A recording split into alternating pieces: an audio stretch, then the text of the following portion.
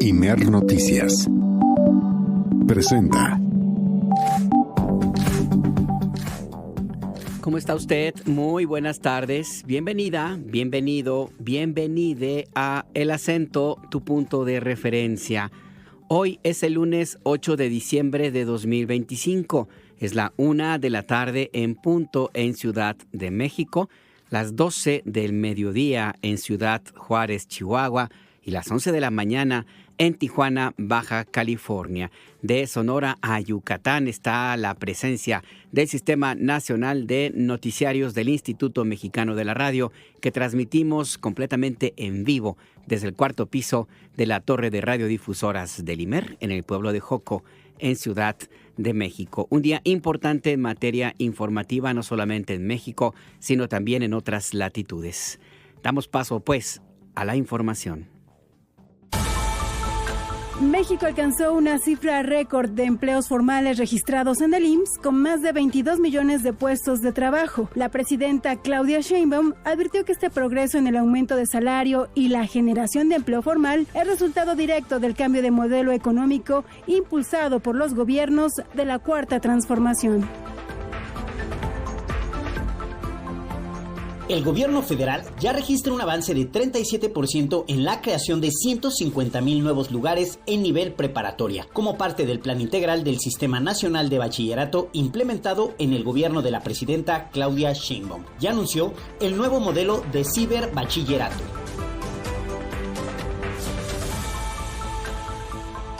La Comisión de Derechos Humanos de Ciudad de México presentó su balance 2025, en el que destacó un año con más de 53,000 servicios brindados y el fortalecimiento del mecanismo de restitución inmediata de derechos, que benefició a más de 5,000 personas en la capital.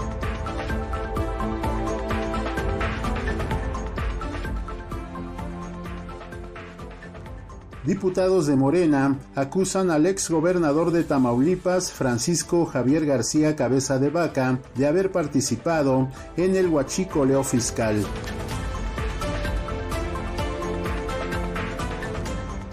Tras 25 años de ser una guía de gobiernos para justificar el uso del glifosato como herbicida, la revista Regulatory Toxicology and Pharmacology retiró su estudio que aseguraba que el producto de Monsanto no tenía riesgo cancerígeno.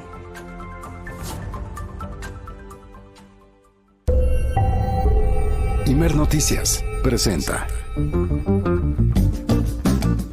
El Acento, con Alberto Nájar. Tu punto de referencia.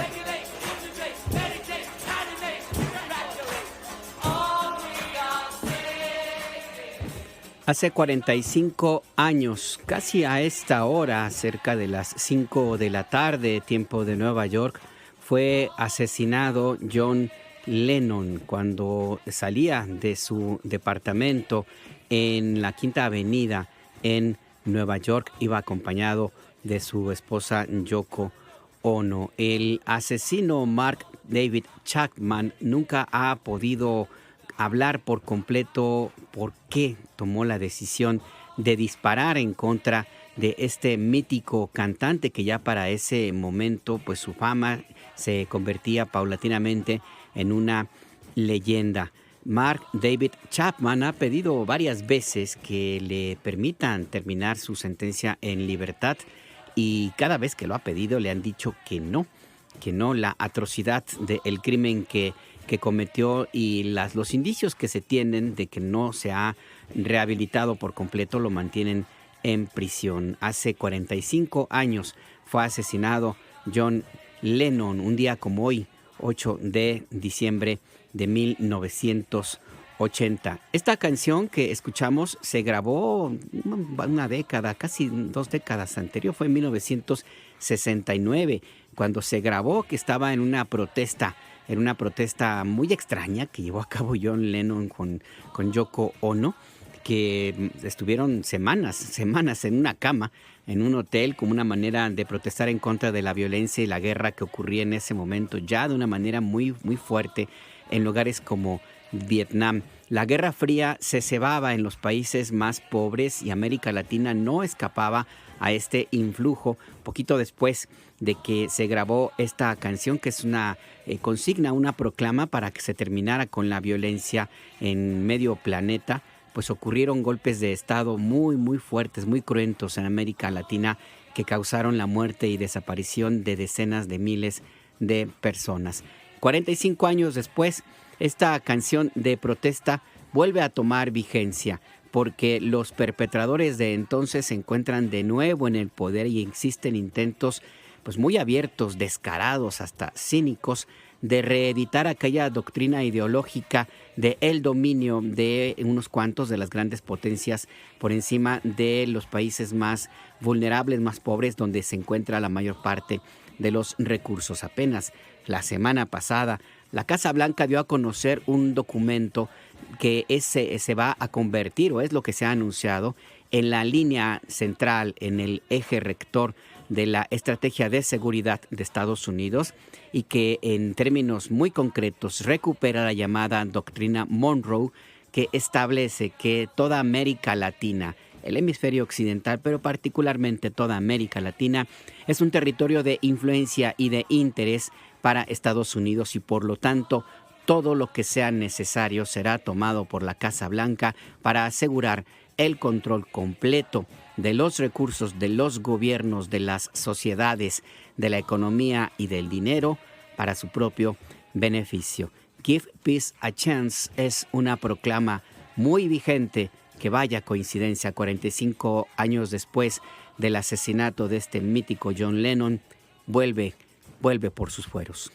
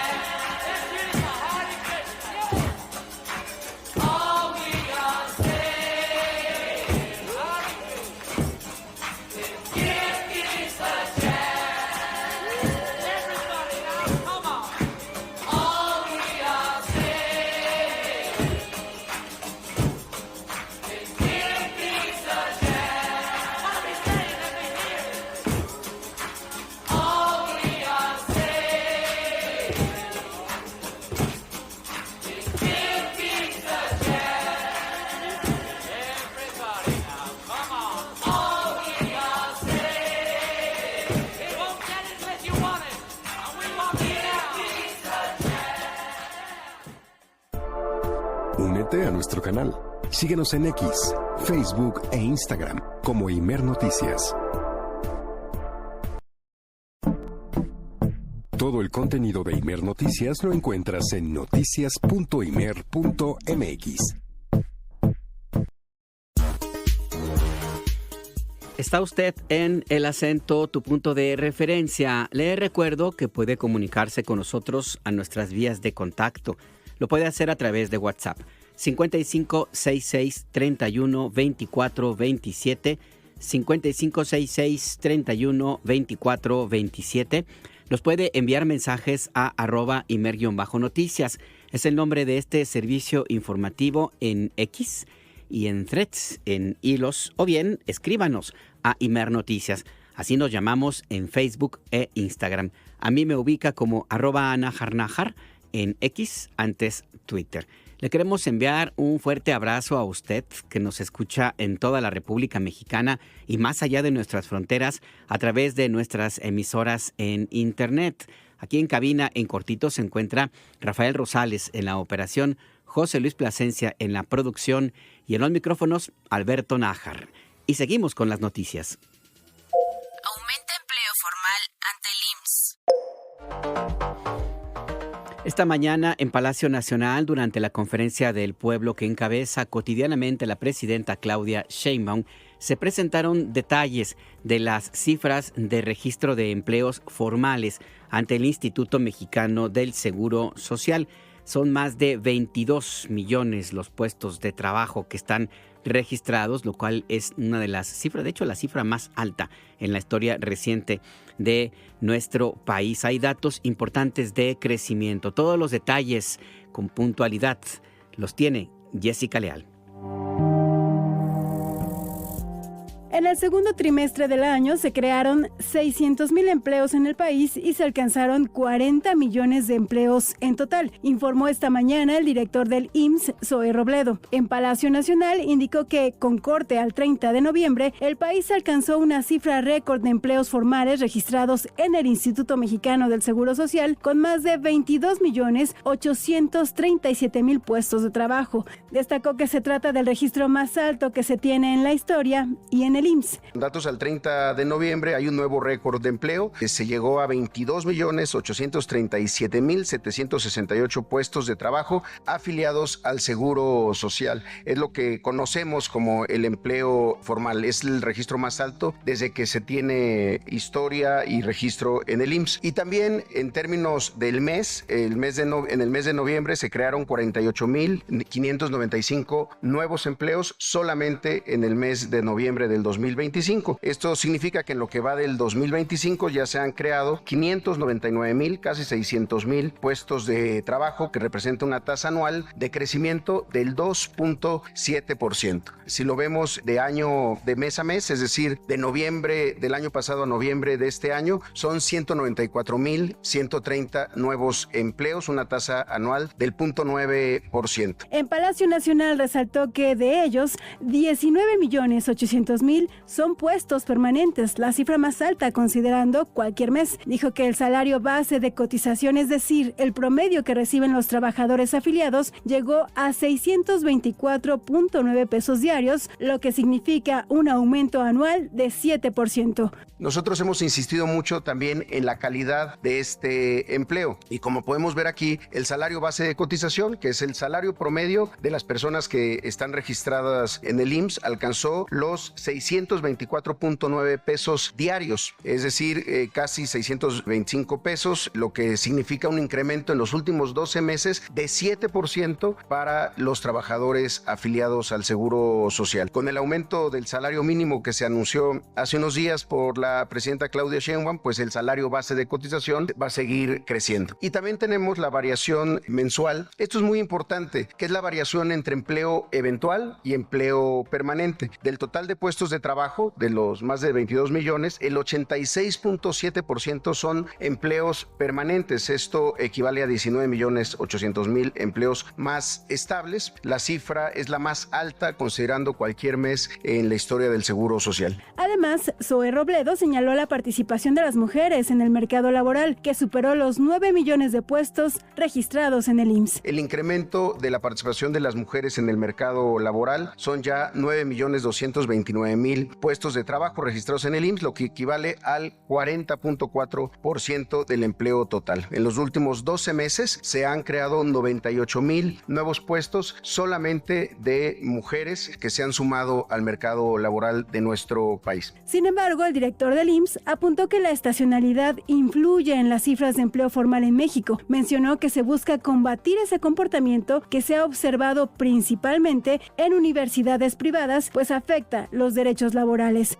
Hay una parte de estacionalidad, como se le llama, es decir, algunas actividades que en el mes de diciembre disminuyen su actividad. Pero lo más importante sobre lo que se acaba de mencionar son aquellas empresas o aquellos empleadores que justamente en diciembre dan de baja a sus trabajadores y luego los dan de alta nuevamente en enero. Ese comportamiento que se ha estado combatiendo es muy perjudicial para las trabajadoras y los trabajadores, porque no solamente corren riesgo de quedarse sin vigencia en sus derechos y en ese sentido, pues todo lo que significa, sino que también interrumpe la cotización, por ejemplo, del Infonavit. Entonces, una persona que va cotizando y va generando su historial para su crédito, pues esas bajadas tienen esa afectación. Una cosa muy importante, uno de los sectores que más contribuye a esa disminución de diciembre son las universidades privadas. Que muchas veces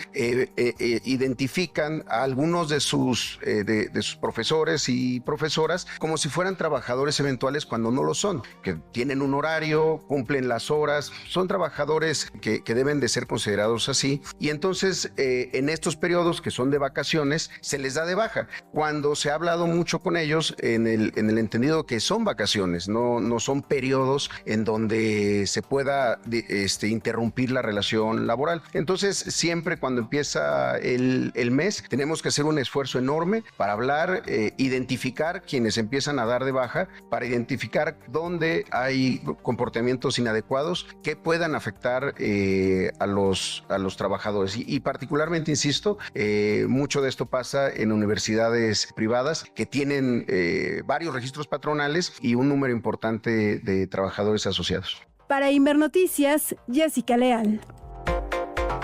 Por cierto que la presidenta Claudia Sheinbaum dijo que este progreso que se ha registrado en ámbitos laborales va acompañado no solo del empleo formal que se registra ante el IMSS, sino también de la generación de nuevos empleos, además del incremento en los salarios mínimos que ha tenido su impacto en la mejoría de ingresos para la mayor parte de los mexicanos. Vamos a escuchar.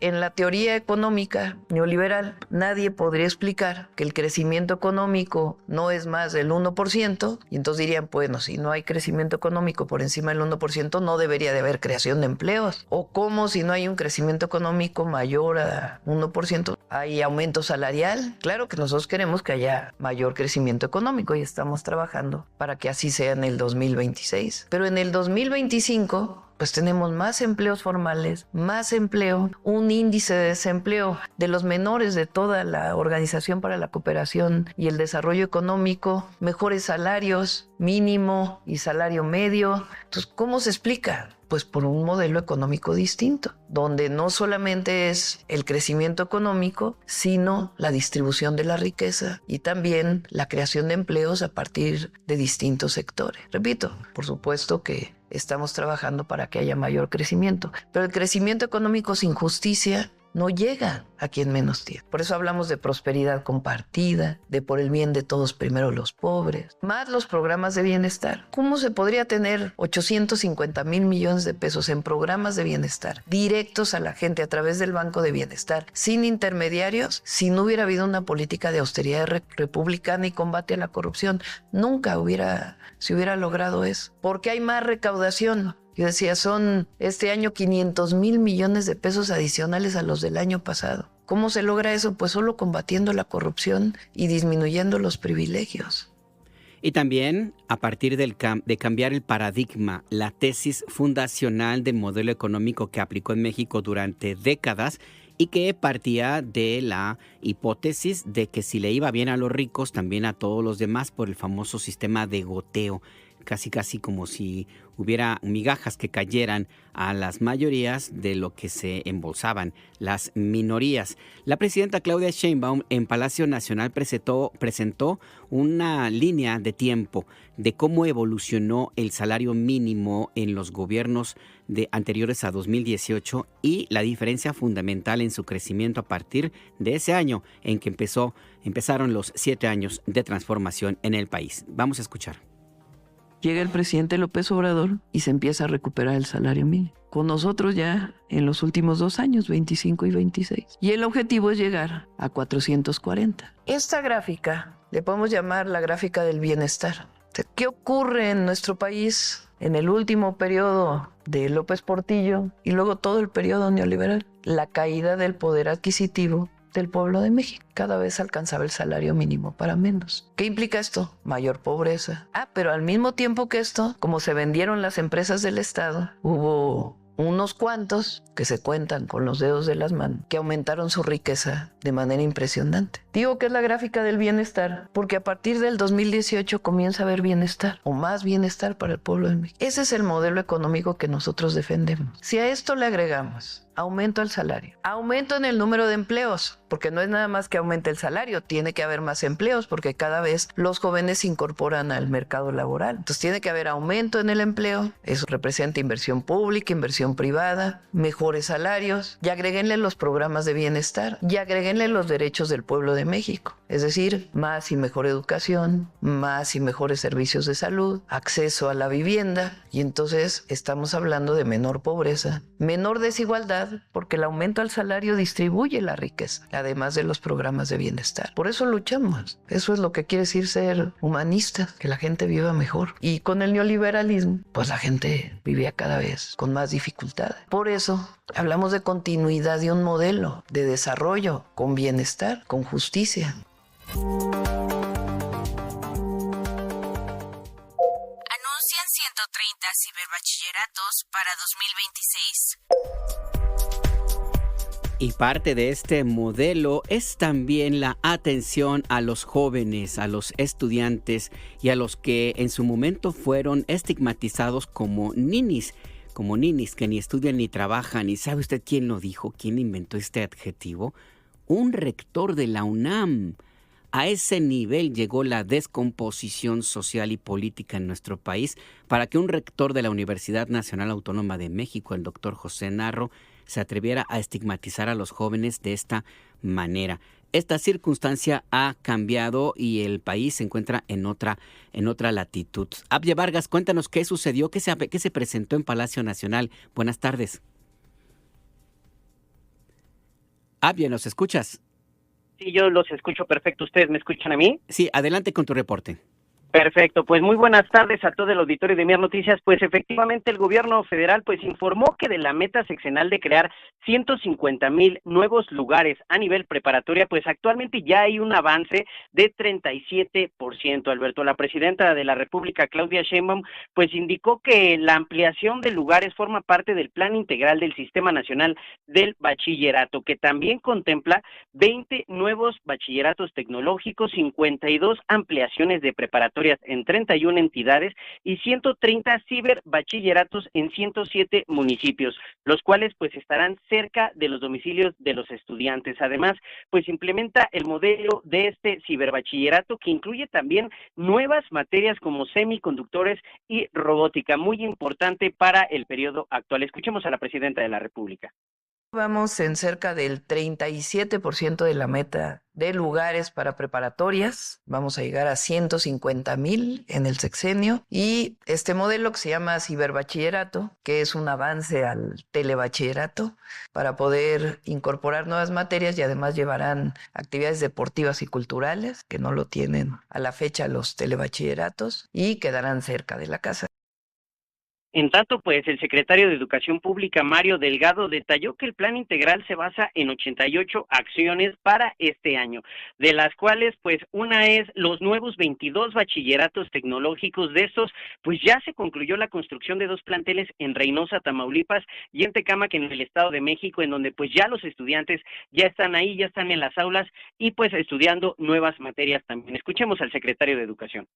Están por terminarse en este mes Chalco, Chimalhuacán, Cuautlancingo en Puebla, El Marqués, García, El Marqués en Querétaro, García en Nuevo León, Ixtapaluca, Ciudad Juárez, en Juárez, Nuevo León también, León, Mérida, que visitó la presidenta, Texcoco y Tizayuca. Estos terminamos en diciembre, pero hay que recordar que pues ya van a estar de vacaciones los jóvenes y regresan a clases hasta febrero. Entonces en febrero ya les va a tocar estrenar estos edificios. Y en enero terminamos en Benito Juárez, en Quintana Roo, Ecatepec, El Salto, Neza, San Blas y Tijuana. Y bueno, el plan integral del Sistema Nacional del Bachillerato, como lo dije en un inicio, pues también ampliará 33 bachilleratos con alta demanda, de los cuales pues 5 ya están concluidos en Calpulalpan, Tabasco Centro, Huamantla y 2 en Tijuana. En tanto, pues 12 están por entregarse a finales de este año, 12 en Aguascalientes, Álvaro Obregón en Ciudad de México, Durango, Gustavo Amadero también en Ciudad de México, Lagos de Moreno, San Luis Potosí, San Pablo del Monte, Tehuacán, Tláhuac y 2 en Veracruz. Escuchemos al secretario de Educación. En enero vamos a terminar Acapulco, 2 bachilleratos que se están ampliando, Culiacán, Escárcega, Marabatío, Ocosingo, Tuxpan y Tuxtepec. Y donde nos vamos a tardar un poquito más hasta febrero en Benito Juárez, Campeche, Hermosillo, Los Cabos, Mexicali, Papantla y Solidaridad. Estamos por iniciar en Altamira, Tamaulipas.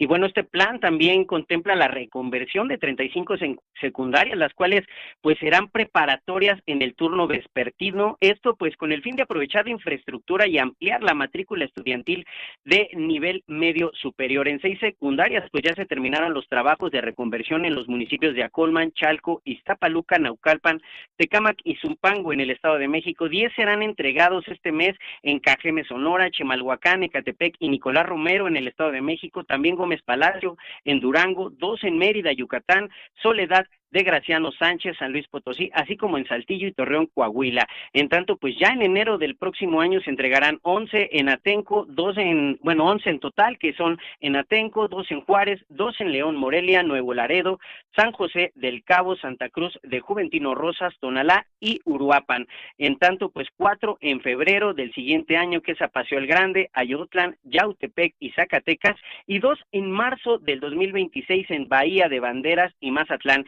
Finalmente, 2 en abril de 2026 en Berriozábal y Culiacán, un proyecto pues bastante amplio que busca precisamente ampliar la matrícula estudiantil. En tanto, pues Tania Rodríguez Mora, quien es subsecretaria de Educación Media Superior, pues explicó que en este último ciclo escolar pues ya han abierto nuevas formaciones en el ámbito industrial y de servicios, y muy importante para aquellos que nos están escuchando y que tengan por ahí alguien que conozcan que va a estudiar a nivel medio superior, que está buscando preparatorias, pues en estas ya se implementan nuevas materias como son semiconductores y microelectrónica, robótica y automatización, gestión e innovación turística y electromovilidad. Y explicó la subsecretaria el nuevo ciberbachillerato, que también forma parte de este plan integral, el cual pues tendrá un marco curricular común, un sistema modular que permitirá que quienes hayan dejado sus estudios pues ya puedan retomarlo, así como actividades culturales y deportivas. Escuchemos.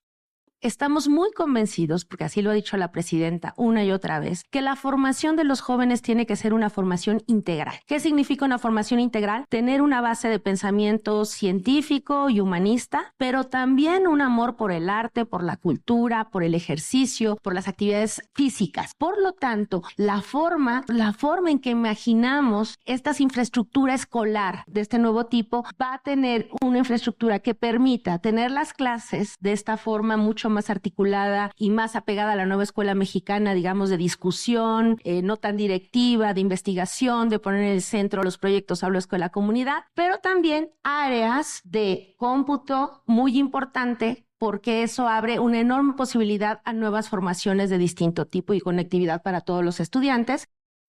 Y bueno, también explicó las 2 modalidades de certificaciones, que es la de bachillerato tecnológico, que son pues las que tengan más horas de competencia de formación laboral, y la otra certificación que es de bachillerato general, que son las que tengan pues menos horas de clase y más su currículum fundamental. Entonces, pues sin duda un programa integral que cubre pues tanto ahora la demanda actual del proceso laboral, como también ya visualiza pues los otros pues empleos que se puedan abrir en un futuro, Alberto, algo muy importante para pues todos los jóvenes que nos están escuchando. Esta es la información.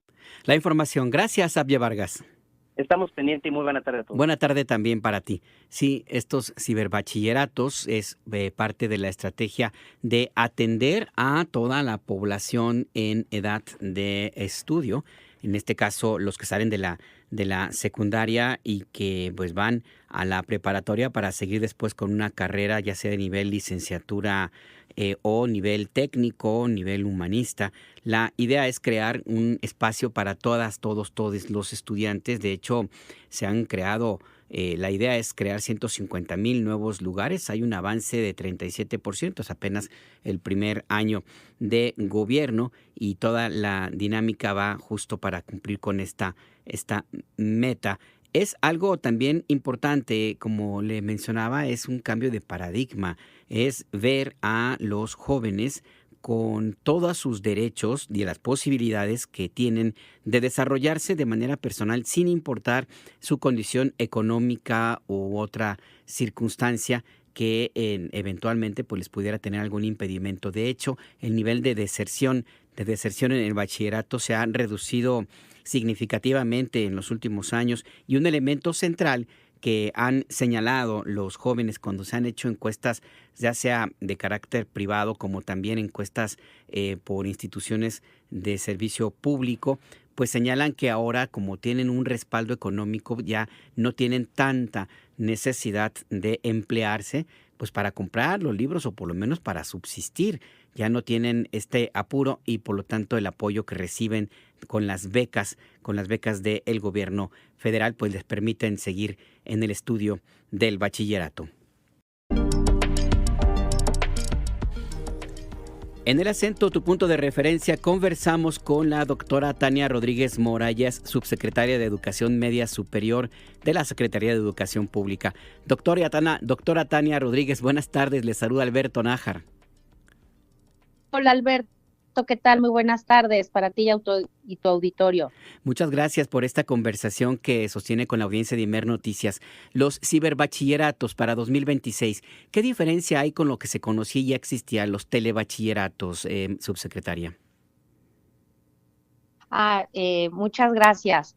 Mira, la idea a fuerza es que el telebachillerato en realidad hereda un poco el nombre de la histórica e importantísima modelo de la telesecundaria, en la cual, como ustedes saben, pues se transmitía a través de unas antenas y se llegaba a regiones donde no había escuela, donde es muy difícil ir a fundar escuelas. Bueno, de cierta forma, los telebachilleratos recuperan un poco ese espíritu, se colocan en lugares donde no hay servicios de educación media superior en muchos kilómetros y que son localidades pequeñas. Esa es un poco como la raíz del programa de telebachillerato y se quedó con la idea de telebachillerato. Sin embargo, hay que señalar que nunca dependieron de una transmisión de programas de televisión, sino de una activa mediación docente de un grupo de profesores y profesoras que son los que les dan clase. Entonces, ¿qué es lo que nos preocupa un poco de ahí? Bueno, modernizar un poco la situación y asumir que en este momento de la segunda mitad, o sea, de preparar estudiantes para la segunda mitad del siglo XXI es sustantivo que la brecha digital no sea una brecha, sino que estén conectados. Y que eso supone construir planteles que tengan conexión a internet, computadoras, y que no pierdan esta mediación docente y que se integren de manera muy activa a través del plan de estudio general que tiene todo el bachillerato nacional. Entonces, básicamente esa es la situación. ¿Y qué le sumamos? En función de una visión integral, que estas escuelas tengan también actividades culturales y deportivas. Que esto no era posible con los telebachilleratos, subsecretaria. Ahora, también se suman nueva currícula. Cuéntenos un poco más para la audiencia de Imer Noticias y particularmente para los jóvenes que están ya a punto de entrar al bachillerato. Bueno, desde hace 1 año y medio empezó un proceso muy complejo y muy anhelado de construir un marco curricular común, es decir, que hay un mismo conjunto de materias que comparten todas las escuelas de educación media superior.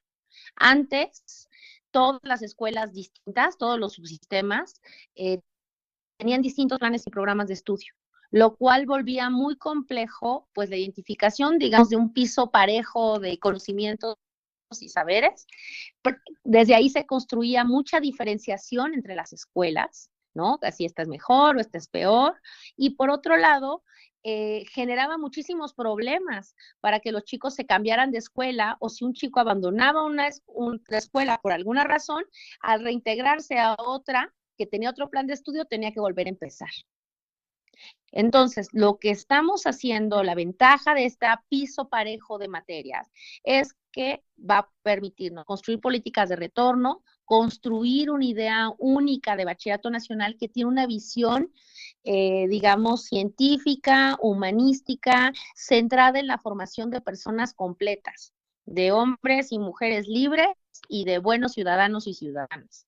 Entonces se integra historia, conciencia histórica, filosofía, pero también esta importancia que le damos a las actividades culturales y artísticas y también a la formación laboral o tecnológica. Creo que en suma esa sería un poco como lo que estamos tratando de impulsar.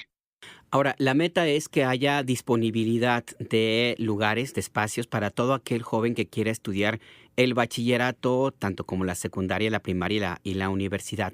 ¿Cómo se encuentran en estos momentos la cobertura? ¿Qué tanto se ha avanzado de 2018 y del 2024 a la fecha, doctora Tania Rodríguez Mora? Pues se ha hecho un avance importante. La presidenta se ha planteado llegar al 85%. Estamos en el 81, casi llegando al 81. Subir los puntos porcentuales, pues son muchos puntos, son muchos millones de personas que tenemos que ser capaces de que estén en la escuela y que estén contentos en la escuela. Y viene adicional la idea de que es importante que se mantengan en la escuela, ¿no? Debo decir que durante años se construyó, bueno, un sólido sistema educativo, educación básica, pero si ustedes recordarán por ahí de finales de los 90, hay un cambio y se establece que la educación media superior es obligatoria y sin embargo no logramos, como no se construyeron en la cantidad de escuelas necesarias para que los chicos pues fueran a la escuela.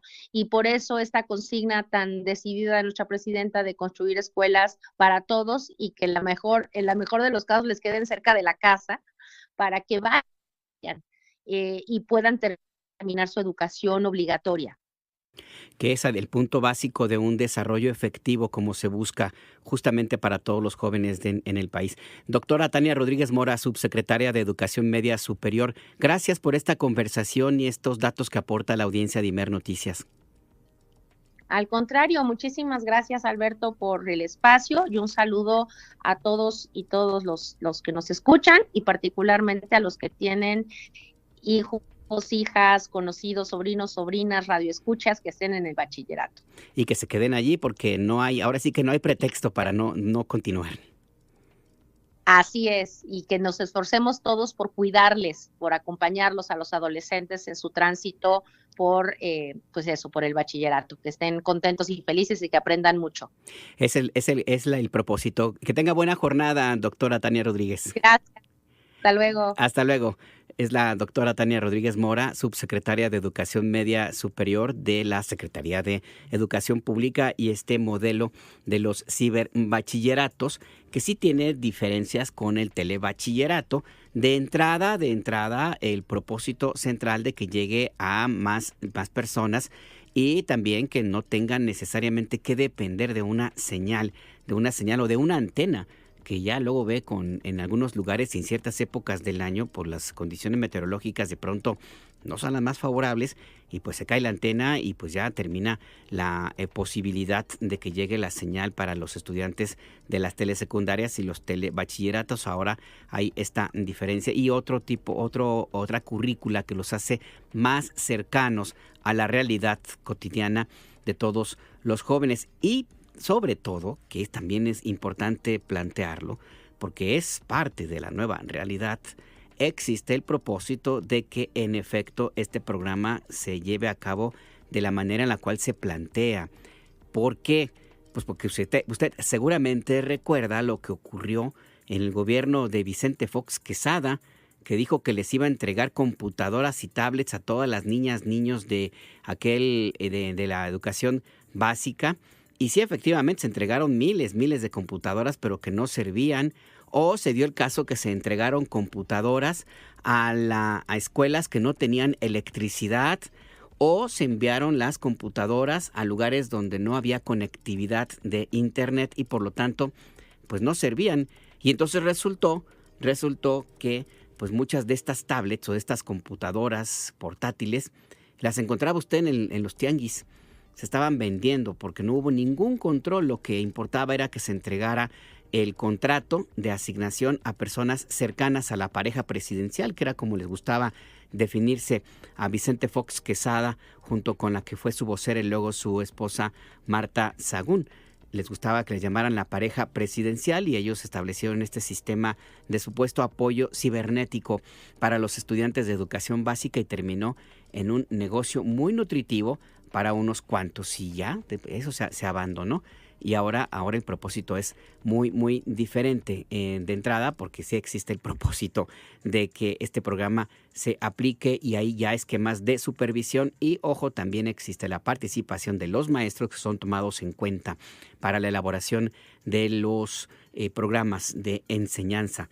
Una diferencia también importante en otros periodos de nuestro país en donde los maestros fueron estigmatizados, satanizados y convertidos en el supuesto enemigo del modelo educativo que se quería construir, es decir, entregado a manos privadas. Y parte de estos cambios es la estrategia Vive Saludable, Vive Feliz, que básicamente consiste en un seguimiento puntual, personalizado de los estudiantes de educación básica para saber cómo se encuentran de salud visual, si ocupan lentes o no, de salud nutricional y también de su salud emocional.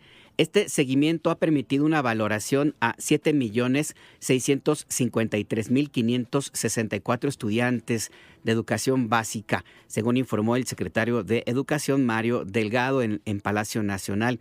La meta es llegar a 11.2 millones al terminar el actual gobierno. Se han visitado 60,008 escuelas primarias públicas, es decir, ya cerca del 70% de la meta sexenal. Los estados que registran un mayor avance son Guanajuato, Aguascalientes, Hidalgo, Nayarit, Nuevo León, Coahuila, San Luis Potosí, Ciudad de México, Querétaro y el Estado de México. Los estados donde hay un mayor rezago son Quintana Roo, Michoacán, Oaxaca y Guerrero. El secretario de Educación dijo que como resultado de lo que le llaman el proceso de tamizaje, es una especie como de filtro, de revisión muy general para encontrar casos puntuales de atención y ahí se les da seguimiento. Bueno, como resultado de este proceso, 5 de cada 10 estudiantes resulta que necesitan atención médica nutricional. No necesariamente quiere decir que estén desnutridos, sino que deben mejorar su dieta. Parte también de la herencia de los gobiernos anteriores y ahorita le explico por qué. 6 de cada 10 estudiantes se han detectado que necesitan atención médica bucal y 4 de cada 10 atención médica visual. Menos del 10% ha sido atendidos, por lo que el planteamiento es a que los padres, madres, tutores atiendan a sus hijos, que los lleven a la cita médica que se les facilita de manera gratuita. Escuchemos. De las necesidades de atención médica que se han detectado de este tamizaje, que para hacer una orientación nutricional, 3,826,000 niños tienen que ir a cita. Sin embargo, han sido atendidos 275,000, apenas el 7%. Por eso insistimos a los padres y madres de familia que lleven a sus hijos a las citas. De 4,592,000 necesitan ir al dentista. Entonces les reiteramos a los papás, lleven a sus hijos a las clínicas que se les recomiendan en la hoja de resultados. Y también aproximadamente 3 millones son candidatos a usar lentes. Falta una segunda revisión y ahí llevamos 100,000 lentes gratuitos distribuidos. Entonces, insistir a los padres y madres de familia que atiendan las recomendaciones. Exactamente, que se atiendan las recomendaciones, se hace la evaluación, se les dice exactamente qué requieren las niñas, niños y niñas y ya corresponde a las familias a que lo lleven, porque la atención pública de educación pues tiene un límite, ya de ahí en adelante le corresponde a las familias. En algunos casos, como le comentaba, en lo que se refiere a la atención médica nutricional y la atención médica bucal, se refiere directamente a la dieta que se estableció en las escuelas, que se permitió el consumo excesivo de alimentos chatarra, ultraprocesados, ricos en grasas inútiles y peligrosas y que han provocado problemas de obesidad infantil un grave problema de diabetes ya en niñas, niños y niñas muy pequeños, y también, por supuesto, ya una costumbre, un hábito, a veces hasta una especie como de adicción a ciertos productos a los cuales han sido acostumbrados a consumir y que no son necesariamente los mejores para su salud.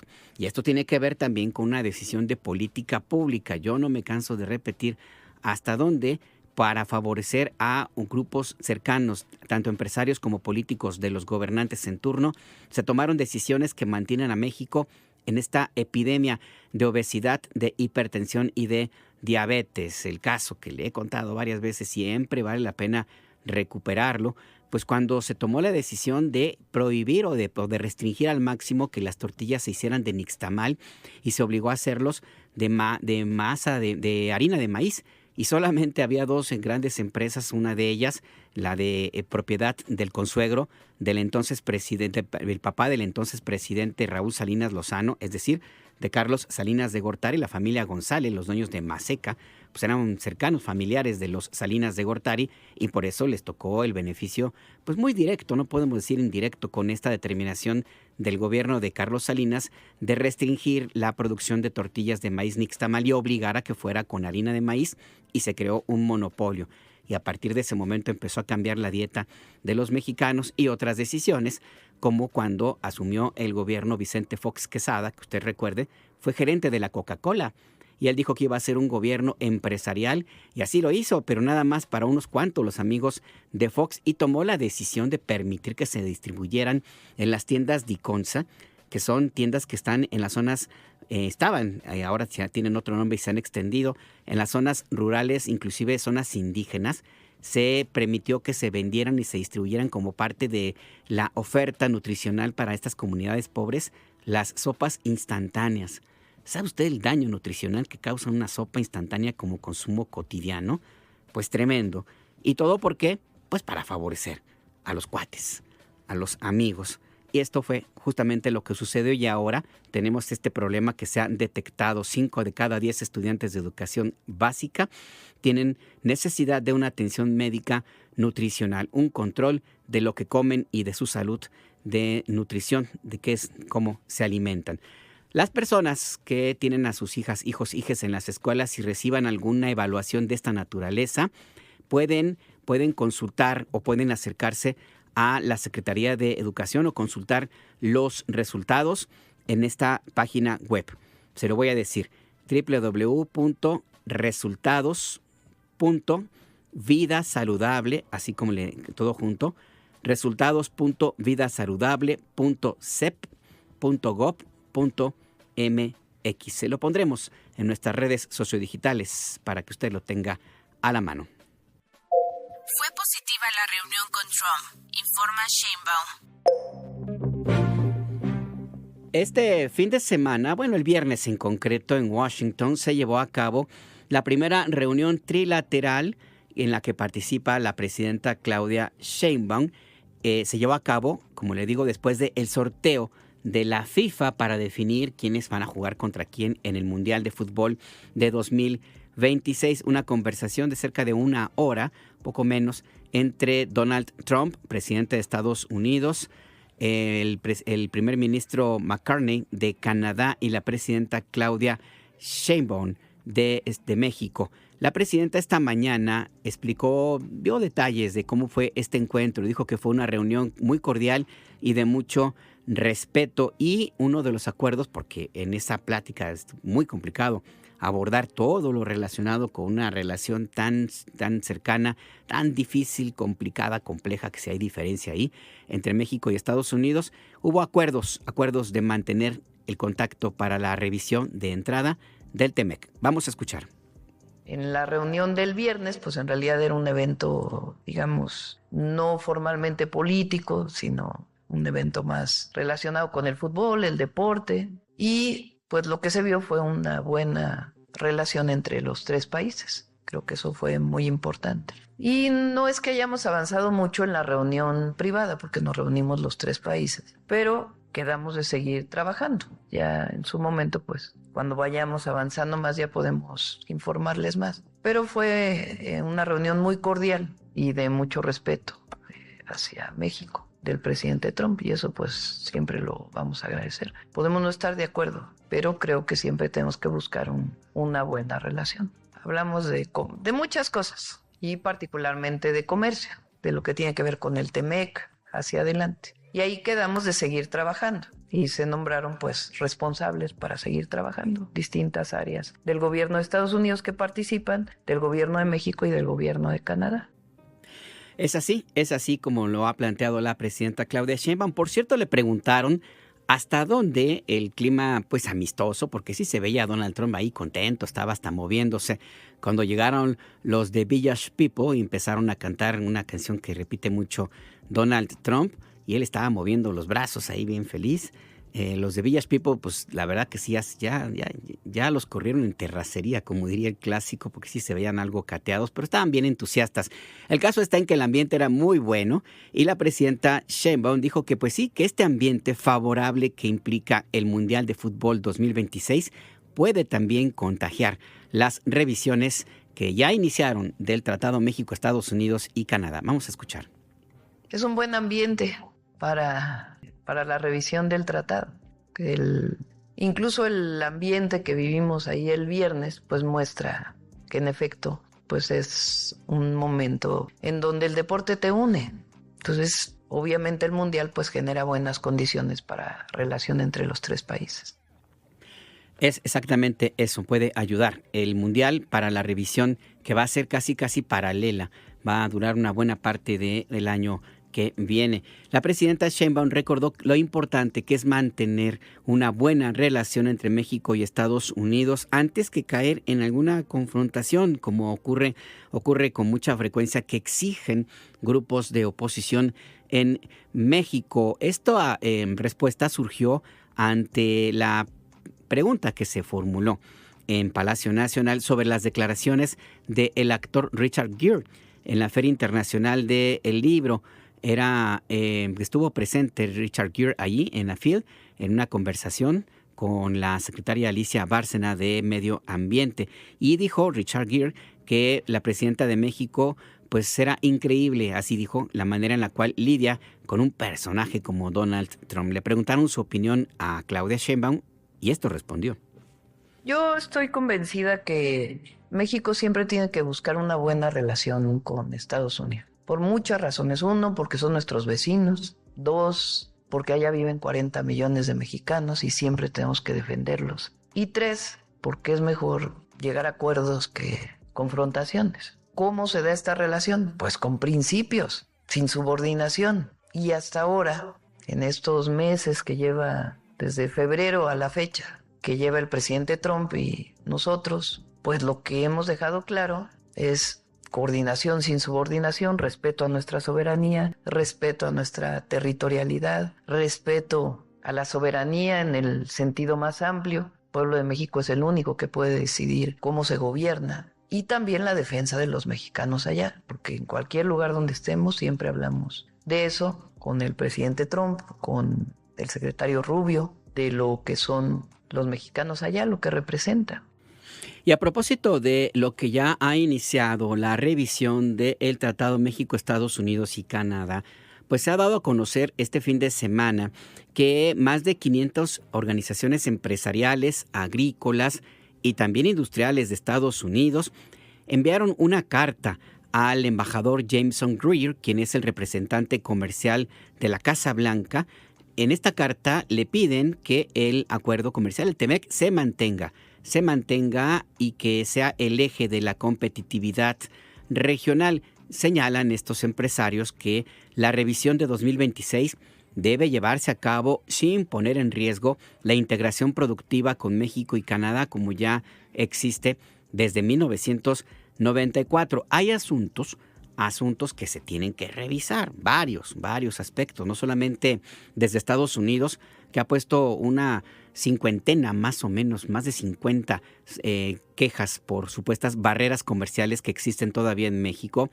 Y también México ha planteado temas que tienen que ver pues con el respeto a las exportaciones y los boicots que cada rato quieren hacer allá en Estados Unidos. Y Canadá también ha planteado algunos temas específicos que tienen que ver con impuestos y con la exportación de ciertos productos que les afectan a el comercio de allá de Canadá. Bueno, todo esto existe, pero lo más importante, dicen estas 500 organizaciones empresariales y agrícolas de Estados Unidos, lo más importante es que se mantenga el TEMEC como el eje principal de la colaboración comercial y económica entre estos tres países. Piden, por ejemplo, una extensión del tratado más allá de 2026. Esto para asegurar beneficios económicos a largo plazo en América del Norte. Una competitividad regional efectiva y, si pues se puede, pues por supuesto superior. El TEMEC es clave para competir con otras regiones como China, y esto también permite mantener esta potencia que representa el conglomerado de economía regional que es América del Norte. Más del 50%, como el 30% por lo menos de Producto Interno Bruto de todo el mundo, por lo menos, está aquí, en esta región de América del Norte. Aquí es donde se produce y se mantiene. También piden estas organizaciones de Estados Unidos, pero también de México, ojo, se sumaron varias mexicanas, piden certeza y reglas claras para blindar el Estado de Derecho económico, sobre todo en el tema de permisos, que se restablezcan mecanismos de solución rápida entre las tres naciones, que se asegure un trato justo y no discriminatorio, no solamente de empresas estadounidenses o canadienses en México, sino mexicanas allá en estos dos países. Y se pide también un llamado a la acción de parte de las organizaciones empresariales de los tres países. En la negociación del Tratado de Libre Comercio de América del Norte en 1994, ¿sabe usted quién inclinó finalmente la balanza ante las resistencias que puso el ya recién electo presidente Bill Clinton en 1993, que fue el que pidió acuerdos paralelos, que así se llamó? Quienes inclinaron la balanza fueron los empresarios, porque Bill Clinton había ganado con un voto importante de los sindicatos.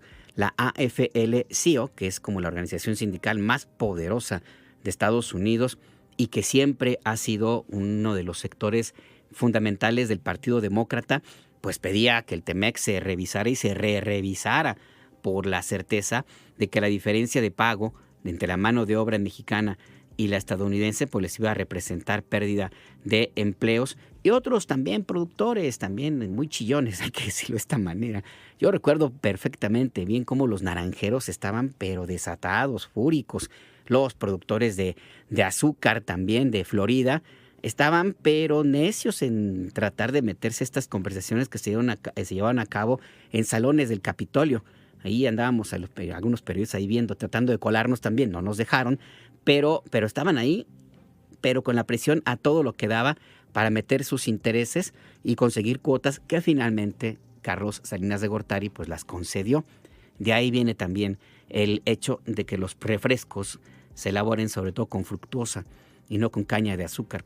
De ahí, de esas reuniones de noviembre de 1993, un mediodía que empezó muy soleado y que terminó con un frío aquello, pero de veras, allá en Washington.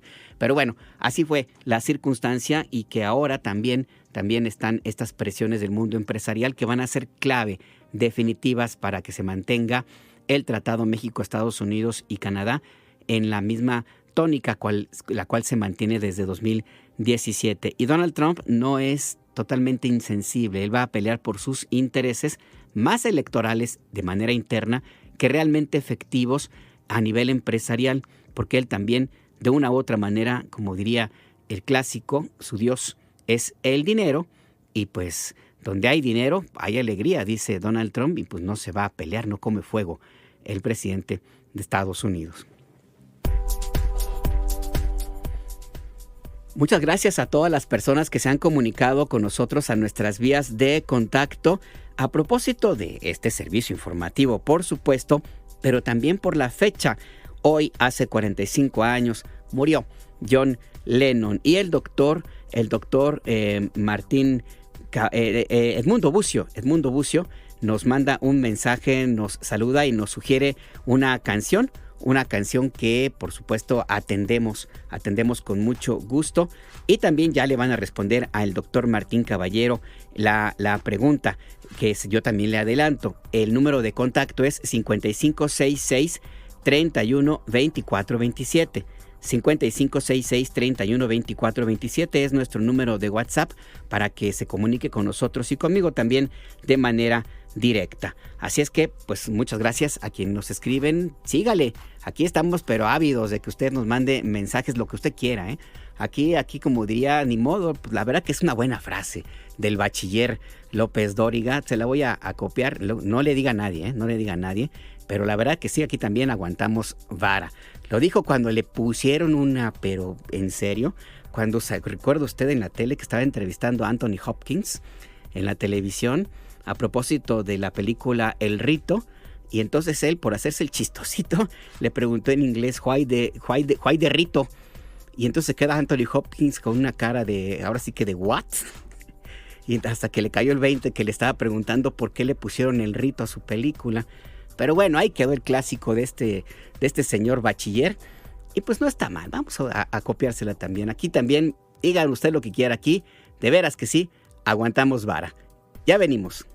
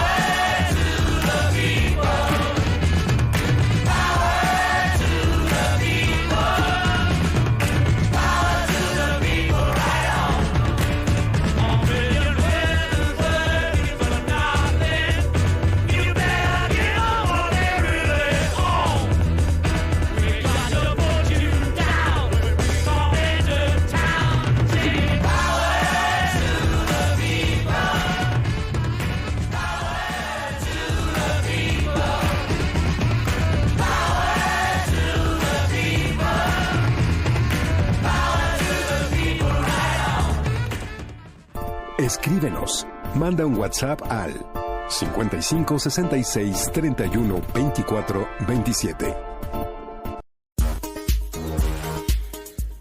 Recuerde que se encuentra en El Acento, tu punto de referencia. Y también recuerde que puede comunicarse a nuestras vías de contacto. 5566 31 24 27. 5566 31 24 27. Nos puede escribir a @imer_noticias, nuestro nombre en X y en Threads, en hilos, o bien a Imer Noticias. Ahí nos encuentra en Instagram y en Facebook. A mí me ubica en X, antes Twitter, como @Najar. Estamos a la espera de sus comunicaciones.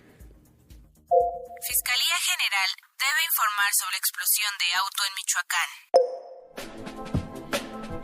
El pasado fin de semana estalló un automóvil enfrente que se encontraba estacionado frente a las oficinas de la policía en Coahuayana, el municipio de Coahuayana, en Michoacán, en la Tierra Caliente, es un municipio vecino de Colima. Es un sitio que tiene costa, está allá en el Pacífico y que ha sido desde hace ya, ¿qué será?, unos 20 años, un sitio de disputa de diversas bandas de delincuencia organizada que pretende mantener el control del territorio no solamente para facilitar la llegada de drogas que provienen en lanchas rápidas desde Sudamérica y que llegan ahí cerca, no necesariamente llegan a la costa, se acercan y ahí van, se hace el intercambio de lo que tenga que realizarse, se regresan las lanchas y la otra va hacia la playa, sino también por la explotación de recursos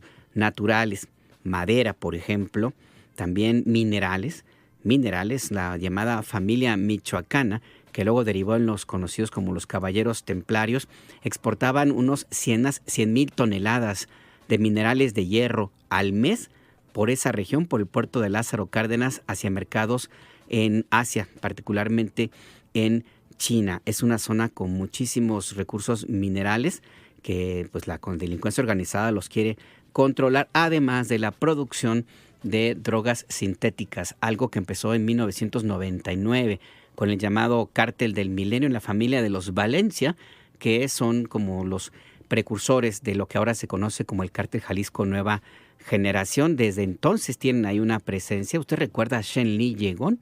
Este personaje empresario de origen chino nacionalizado mexicano, a quien le decomisaron ahí en su casa, en su casita, $200 millones en efectivo, y que desde entonces pues se supo que la actividad de este personaje estaba muy vinculada a la importación ilegal de precursores que supuestamente se iban a utilizar para la fabricación de medicinas y que terminaban en la elaboración de drogas sintéticas. Bueno, uno de sus bases era aquella zona de Tierra Caliente. Con todo esto que le quiero, este contexto, si usted me apura un poco rápido, pues es como para acompañar esta información que no tiene necesariamente algo nuevo.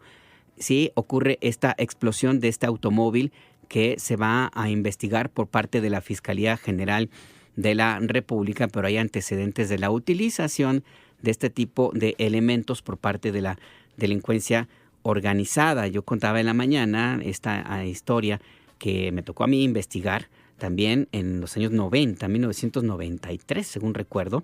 Los hermanos Arellano Félix le ordenaron a un par de muchachos, uno de ellos le decían el Boni, que llevara un regalo, una caja con un regalo a una fiesta familiar de Amado Carrillo Fuentes, el Señor de los Cielos, que tenía una pachanga un sábado, un viernes en la noche, una fiesta familiar, y le iban a entregar este regalo supuestamente como parte pues, de los invitados, pero tenía una bomba.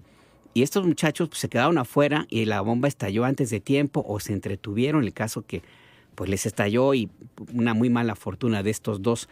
Es decir, esta utilización de este tipo de artefactos no es nueva, tiene ya mucho tiempo, con la historia de los Arellano Félix y la disputa en Culiacán contra la pareja de Joaquín Guzmán Loera, el Chapo, y Héctor Luis, el Güero Palma Salazar, que también querían tomar ese territorio, utilizaron este tipo de artefactos. El caso es que lo que sucedió este fin de semana ha sido magnificado en los medios comerciales. De hecho, la televisión privada no ha tenido otro tema desde entonces en sus espacios informativos, y todavía ahorita ahí lo tienen en algunos espacios de televisión. La presidenta Claudia Sheinbaum esta mañana fue cuestionada sobre este tema. Le preguntaron por qué se había tomado la decisión de la Fiscalía General de la República de cambiar los motivos de la investigación de este estallido, que inicialmente se anunció sería por terrorismo y luego se cambió a delincuencia organizada. Sheinbaum dijo que esta respuesta le corresponde a la Fiscalía General de la República, y de hecho mañana habrá información sobre este tema. Antes de tomar alguna decisión o no sobre reforzar el plan Michoacán, que se aplica en esa entidad desde hace ya algunas semanas, es importante tener toda la información de lo que ocurrió este fin de semana en Coahuayana. Vamos a escuchar a la presidenta Sheinbaum. Fue la fiscalía, tiene que explicar la fiscalía también. Mañana lo pueden explicar, pero tiene que ver muy claramente cómo se clasifica un delito de terrorismo en México, qué quiere decir en términos del Código Penal o delincuencia organizada, y también saber exactamente qué pasó. Entonces, por eso es muy importante que se haga toda la investigación y a partir de la investigación también catalogar el delito y que todo el mundo sepamos exactamente qué pasó, cuál fue la causa, quiénes los responsables. Y la fiscalía, pues también que haga su parte en la investigación. Pues fue algo de la fiscalía y mañana puede darle el Gabinete de Seguridad más información. ¿Usted considera que después de estos hechos habría que reforzar este plan Michoacán, esta estrategia que está implementando su gobierno? Hay que revisar. Primero, antes de cualquier cosa hay que estar bien informados, bien informados. Sobre este tema, esta mañana el gobernador de Michoacán, Alfredo Ramírez Bedoya, confirmó justo que será la Fiscalía General de la República quien determine el móvil de este estallido de este automóvil. Vamos a escuchar. Hay un dato que creo que es relevante, que no hubo víctimas civiles que lamentar. En el caso de los policías comunitarios y de el tema de los elementos, se está atendiendo la situación, se está dando puntual seguimiento desde el día sábado. Se actuó de manera inmediata, llegaron a las pocas horas del tema 7 helicópteros, 5 de la Marina, 2 del gobierno del estado. De manera inmediata llegaron también las fuerzas de seguridad. Ahí en Coahuayana hay una ENA, que son estaciones navales avanzadas, es un cuartel de la Marina y se actuó de inmediato. Se le va a dar seguimiento, como todos ustedes saben, porque están enterados, informados. La FGR, lo informó ayer el fiscal, Carlos Torres Piña, atrajo el caso por lo relativo al tema del uso de los explosivos. El gobernador de Michoacán también habló sobre un incremento presupuestal autorizado por el Congreso de la entidad para las labores de seguridad, un aumento presupuestal de 20%. Vamos a escuchar. Datos que va a haber una inversión muy importante, más de 1,450 millones de pesos extras para todas las instancias de seguridad. Va a haber un aumento del 20% prácticamente a la Fiscalía del Estado, un aumento muy considerable también para el Poder Judicial del Estado de Michoacán, para los cerezos, para la Secretaría de Seguridad Pública. La intención es fortalecer todo el esquema ampliado de seguridad pública en el Estado, por eso este aumento. Y allí, el día de hoy, sí, en la madrugada, los diputadas aprobaron por unanimidad el presupuesto. Yo agradezco la sensibilidad de diputadas y diputados de haber aprobado este presupuesto por unanimidad. Había 39 diputados y la aprobaron los 39 diputados. Es lo que señala el gobernador de Michoacán a propósito de este estallido del automóvil con explosivos en el municipio de Coahuayana, en la costa de Michoacán, en la zona de Tierra Caliente. Mañana habrá información de por qué se tomó la decisión de cambiar la investigación de terrorismo a delincuencia organizada. Hay implicaciones distintas en el futuro de cómo se hacen las pesquisas y sobre todo el carácter que implica el sancionar uno u otro delito. El terrorismo es un delito grave, está tipificado en el Código Penal Federal, en los artículos del 139 al 139 tercero. Bueno, el artículo 139, para no complicarnos, establece que se comete el delito de terrorismo al realizar actos violentos utilizando medios específicos como explosivos, sustancias tóxicas, armas químicas o biológicas contra personas, bienes o servicios. El propósito de estos actos, y aquí está la diferencia, debe ser generar alarma, temor o terror en la población para atentar contra la seguridad nacional, intimidar a la sociedad, difundir ideologías o presionar a la autoridad. Esa es la diferencia, el motivo, el por qué se reclasifica o se investiga de una forma o de otra. De hecho, en la historia reciente solamente un caso ha sido investigado y sancionado con este delito, terrorismo. Fue en 2008. En 2008, en la ceremonia del Grito de Independencia, en ese año, cuando pues un par de sujetos arrojaron granadas a la población que festejaba la ceremonia del grito en la plaza central de Morelia, Michoacán. Eso sí fue ya un ataque deliberado contra la población civil con el propósito de generar eso, alarma, terror, miedo entre los habitantes. Estas personas eran del cártel de los Zetas, según recuerdo, y pues fueron sancionadas. Ya no hubo otra investigación recientemente con este dictamen, esta tipificación del delito de terrorismo. Hubo otra que se quiso plantear de esa manera, no progresó porque la autoridad en ese momento, en el incendio del Casino Royal en Monterrey, el Senado de la República, que fue en el periodo que usurpó la presidencia Felipe del Sagrado Corazón de Jesús Calderón Hinojosa, pidió una investigación sobre este hecho al que calificó como terrorismo. Fue un punto de acuerdo del Senado y pues no progresó. No progresó. Ahí luego le contaré una historia que me tocó a mí vivir como corresponsal de la BBC, que este personaje, este sujeto enfureció por un reportaje que publiqué yo en esta instancia y pues no va al caso. El tema está allí en que pues se va a investigar como delincuencia organizada y mañana habrá más información.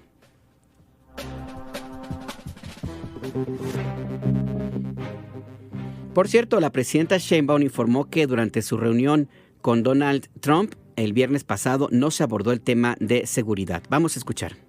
Y en torno a esta reunión que tuvo con Donald Trump, se ha dicho que se habló de comercio y demás, de seguridad no se habló, no es de esta información que se dio a conocer hace unos días de que uno de los hijos de el Chapo Guzmán dijo que él había secuestrado al Mayo Zambada. ¿México le ha seguido exigiendo información a Estados Unidos en torno a este tema? Pues ahora le tocará a la nueva fiscal y no hablamos de ese tema. Y sobre esta información con Estados Unidos, se ha dado a conocer que México va a entregar otro bloque de presuntos delincuentes a Estados Unidos. ¿Esto ya está confirmado? ¿Es así? No. Lo que hay es cuando hay una petición de extradición y se detiene a una persona y, por ejemplo, no tiene orden de aprehensión aquí, normalmente se deporta. Eso es lo que ha ocurrido en este tiempo. Y si no, pues ya se hace todo el proceso de extradición. Pero no se tiene contemplado en este momento del Consejo de Seguridad algún otro envío masivo.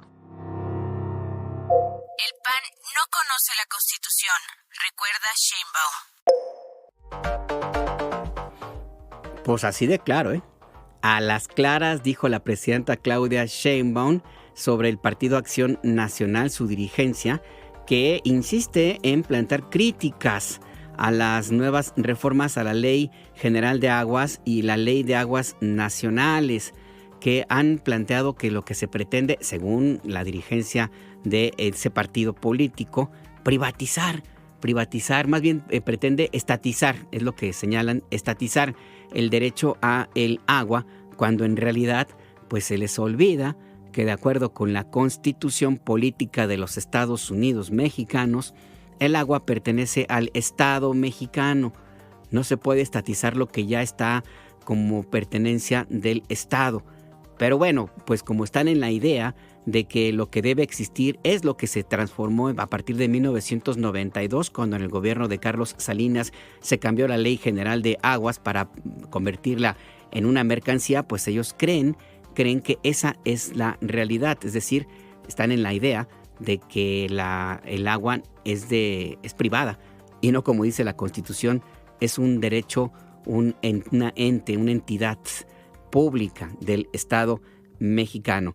La presidenta Sheinbaum dijo: las reformas, las iniciativas aprobadas la semana pasada en el Congreso de la Unión no tocan ninguna concesión vigente. Lo único que se hace es poner orden en esta práctica que benefició a unos cuantos, tanto grupos campesinos, pero sobre todo empresariales, ojo, también políticos del Partido Acción Nacional, no se olvide, del cártel inmobiliario. Escuchemos.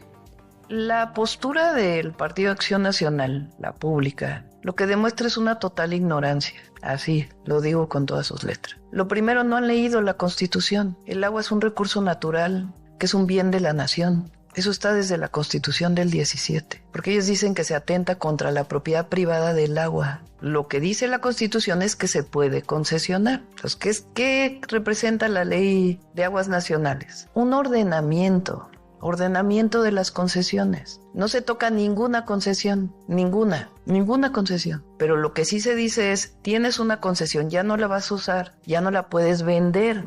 Ahora tiene que regresar pues a la Conagua, al recurso de la nación, y después concesionarse. ¿Por qué es esto? Pues porque pasó durante muchos años, imagínense, un distrito de riego tenía una concesión para riego agrícola, o una persona que tenía una concesión para riego agrícola. Se vendía la tierra para uso habitacional y se vendía con esa concesión del agua, y nunca se le avisaba a la Conagua que ya no era para riego, sino que era uso habitacional. ¿Qué diferencia tiene? Una se paga y la otra no.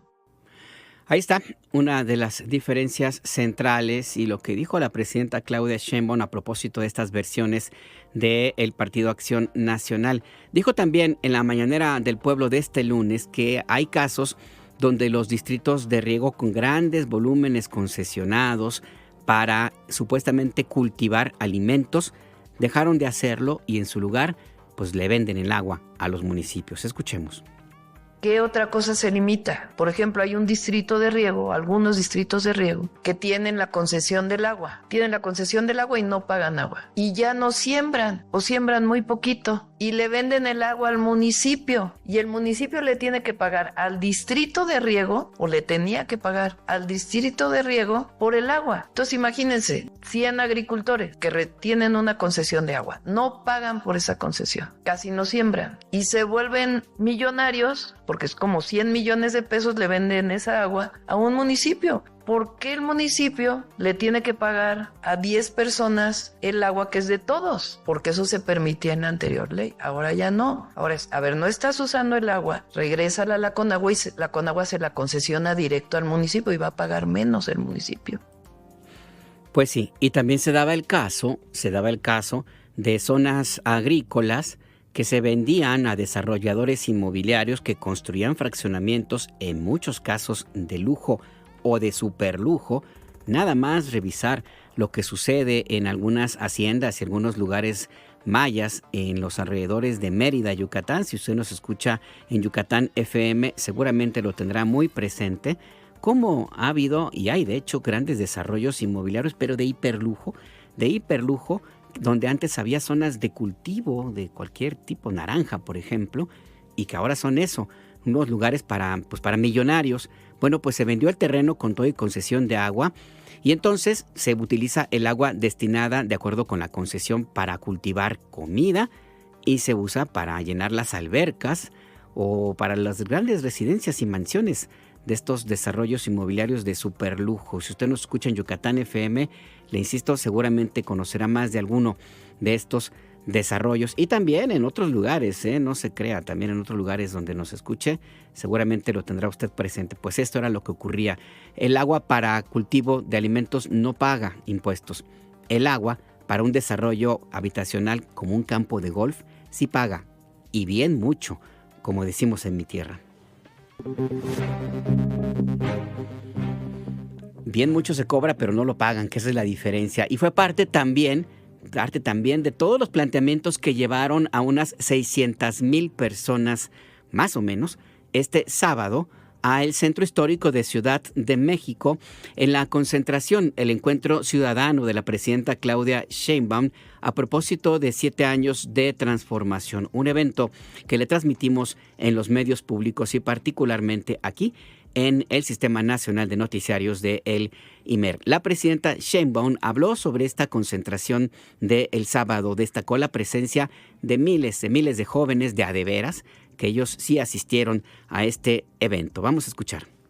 Primero agradecer a todos y a todas los que vinieron el sábado. Muchas gracias. Vinieron de toda la República. Obviamente quien viene de fuera, pues no viene caminando, ¿verdad? Viene en vehículo y la gente se organiza. Lo digo porque para cualquier comentario adicional. Segundo, mucho entusiasmo, muchos jóvenes, muchísimos jóvenes. Organizaron una marcha, pero además otros jóvenes que llegaron por su cuenta, organizados, muchas familias. Mucha alegría, la gente estaba contenta. Y también combativa, vamos a decir, en el sentido pacífico, de defensa de los logros, de las conquistas que ha tenido el pueblo de México en estos 7 años de transformación. Lo festejamos como 7 años, pues porque nunca hubo engaños, siempre dijimos que iba a ser continuidad de los primeros 6 años, avance y nuevos temas.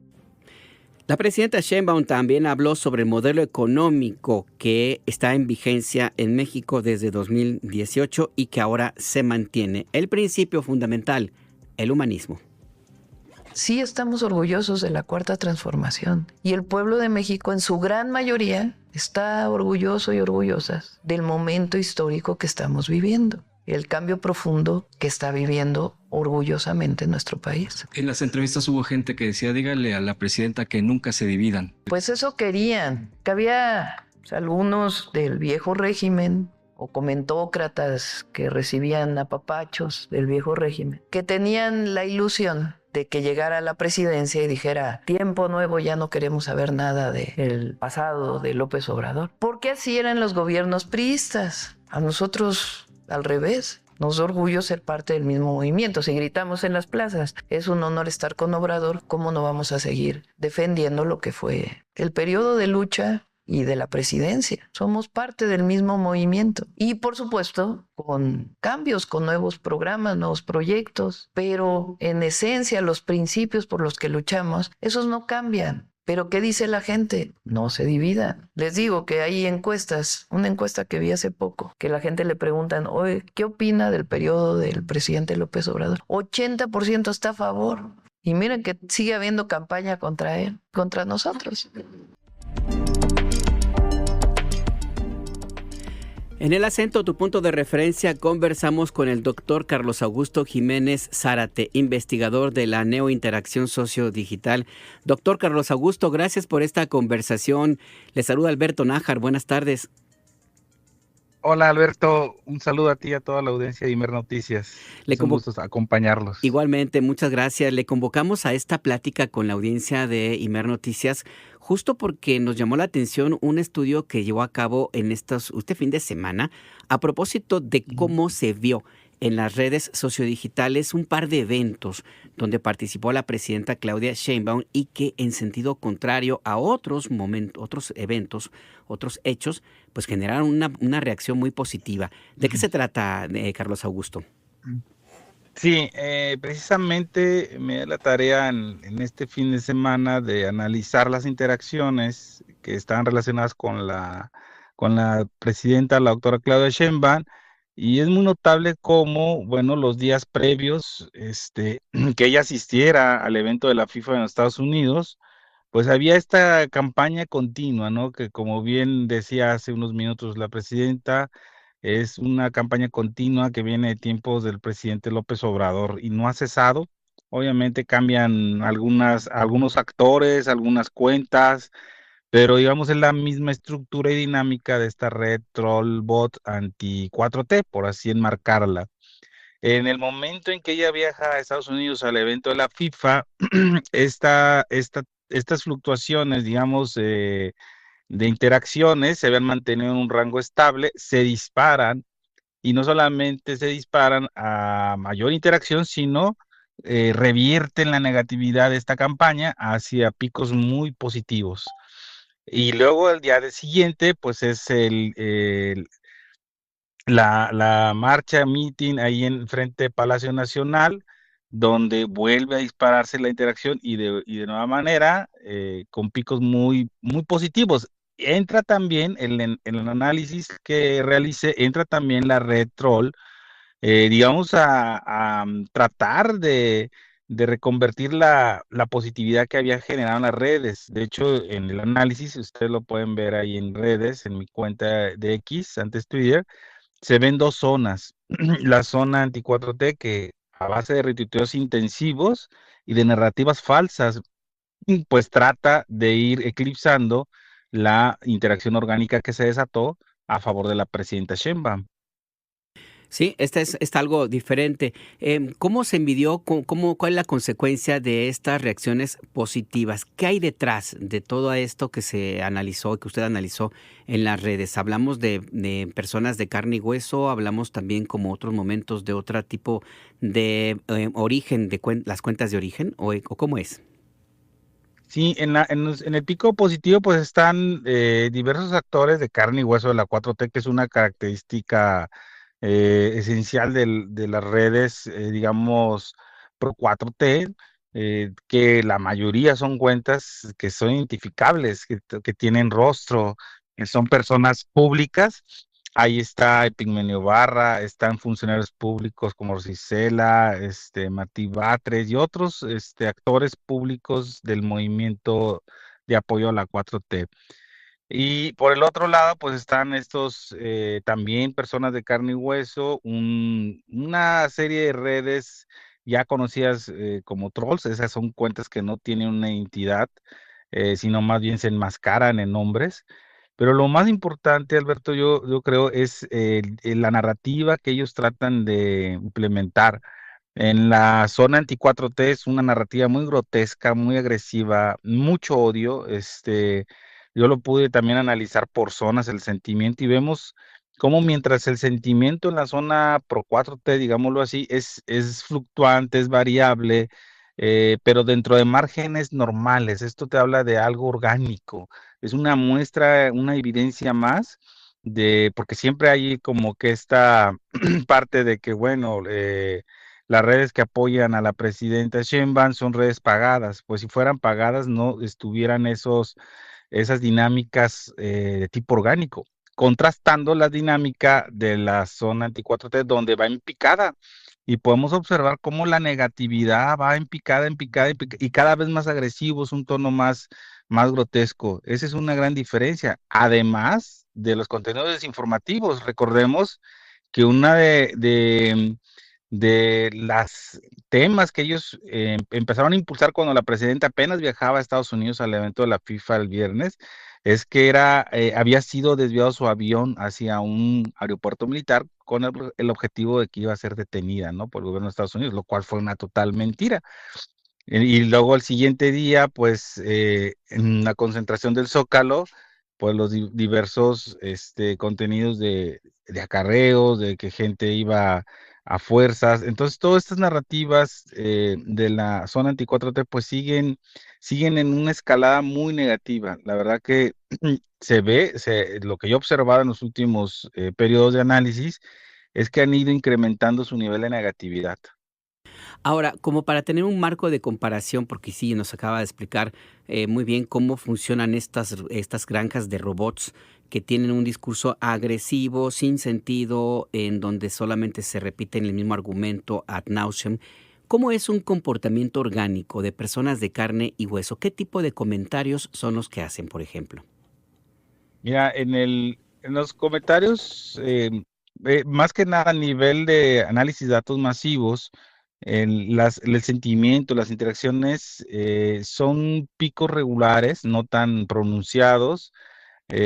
Al analizar en masa todos esos datos, nos da cuenta como si fuese una onda senoidal estable, digamos. Eso es algo orgánico que no está siendo impulsado. Cuando tú ves picos de interacción pronunciados o digamos en el otro sentido, si fuese una red totalmente coordinada de apoyo, pues la positividad iría incrementándose cada día, cada hora, y nunca variaría. En el caso del análisis que yo hice comparativo de las dos zonas, la zona Pro 4T va variando, a veces sube, a veces baja, a veces sube.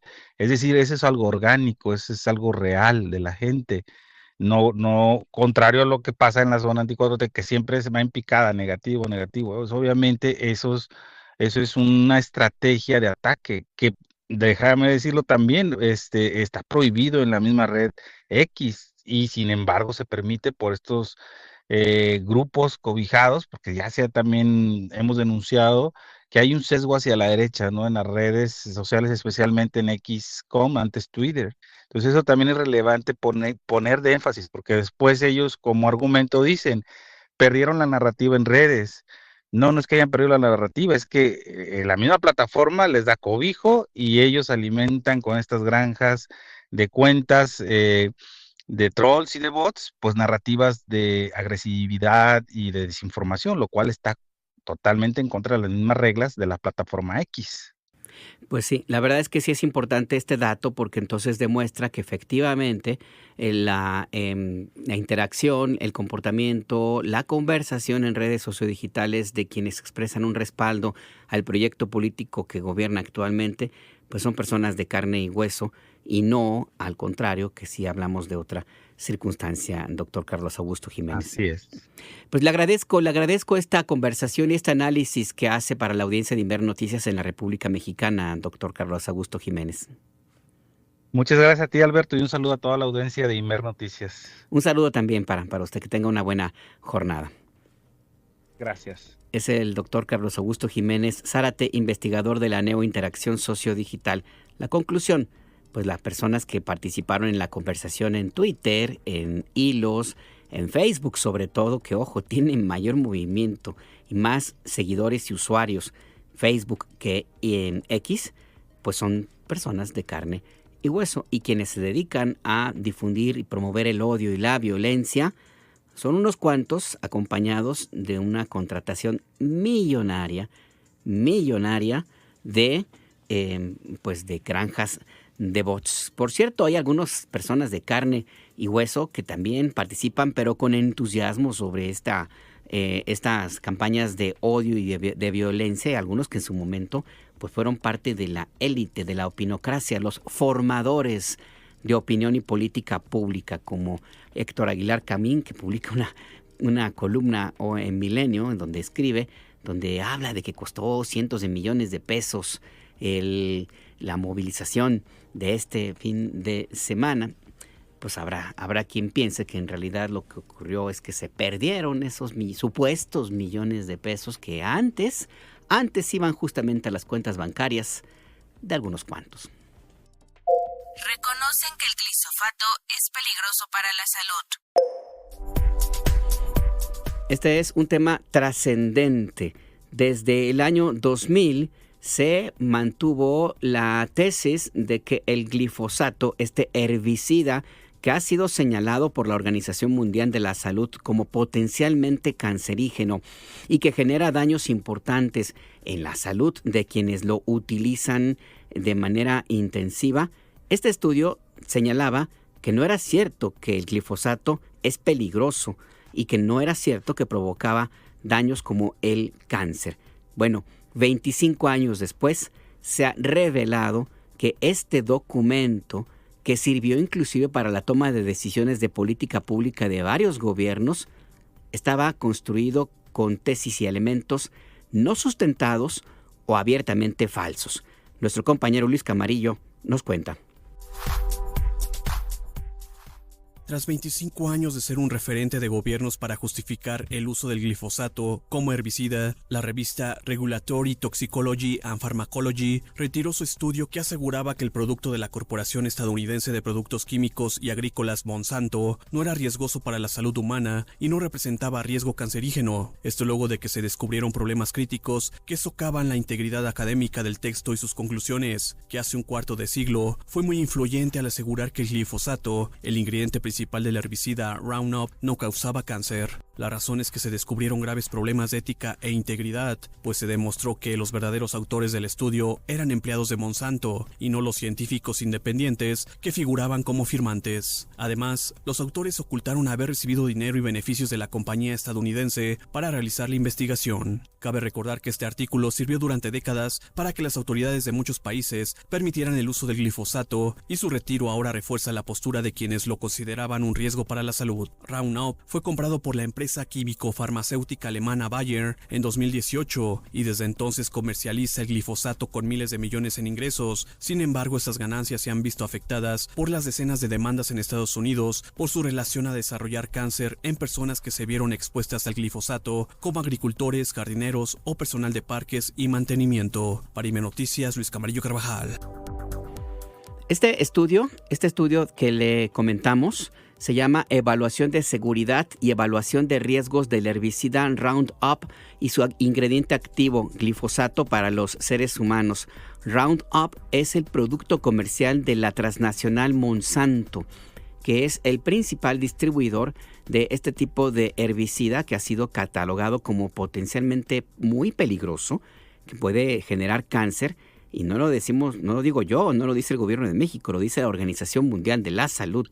Monsanto, recuerde usted, es el principal promotor del uso de semillas transgénicas en todo el planeta y tiene demandas por decenas de miles de millones de dólares por afectaciones a la salud de miles de personas, algunas de ellas casos mortales.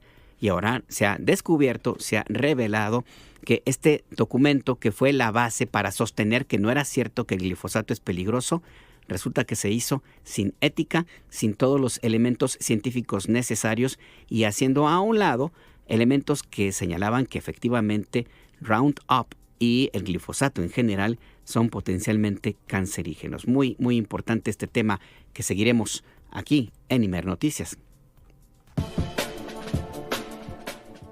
Y vamos a otras noticias. Ahora en Ciudad de México, la Comisión de Derechos Humanos de la capital presentó su balance 2025. La ombudsperson Dolores González Sarabia dio esta información, ofreció este balance. Nuestra compañera Georgina Hernández tiene el reporte.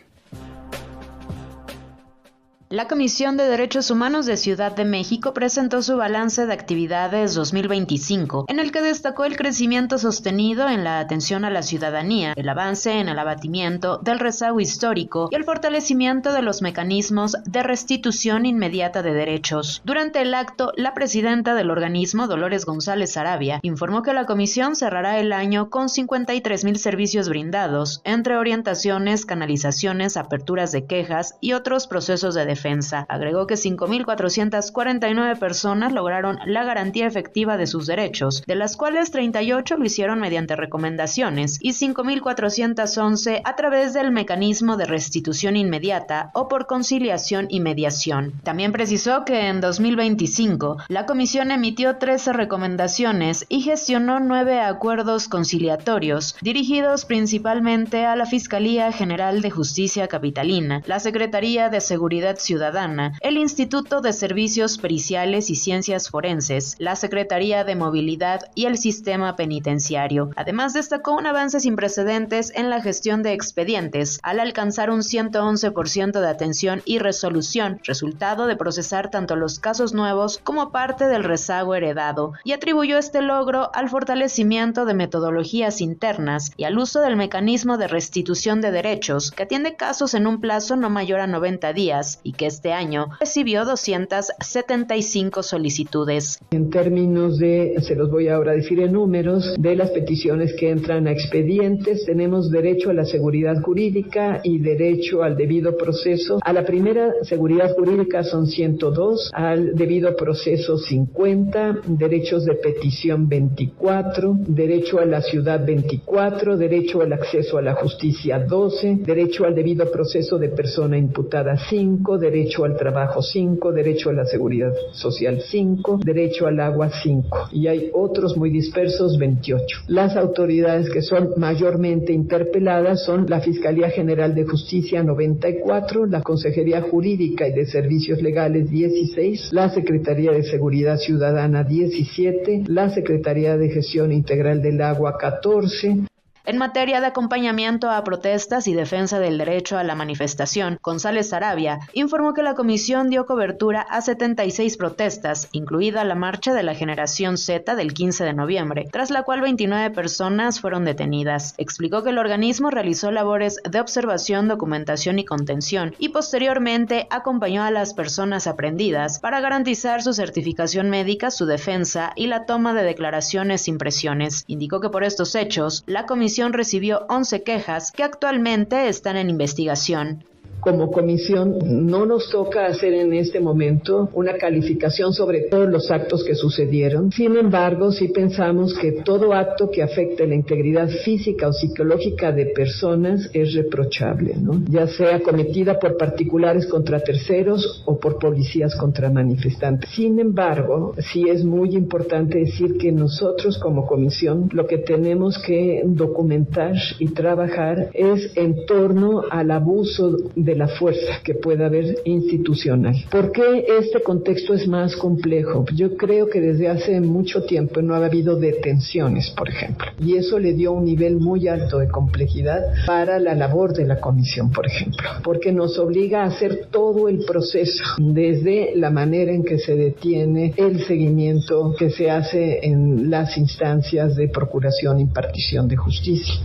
En materia de desaparición de personas, la presidenta informó que la comisión tramitó 19 quejas relacionadas principalmente con omisiones en la búsqueda inmediata, fallas de coordinación institucional, deficiencias en la activación de alertas y problemas en la identificación de cuerpos o personas localizadas sin vida, y añadió que las instituciones señaladas con mayor frecuencia fueron la Fiscalía Capitalina, la Comisión de Búsqueda, el Tribunal Superior de Justicia, el INCIFO y en algunos casos la Secretaría del Bienestar Local. Para Imer Noticias, Georgina Hernández.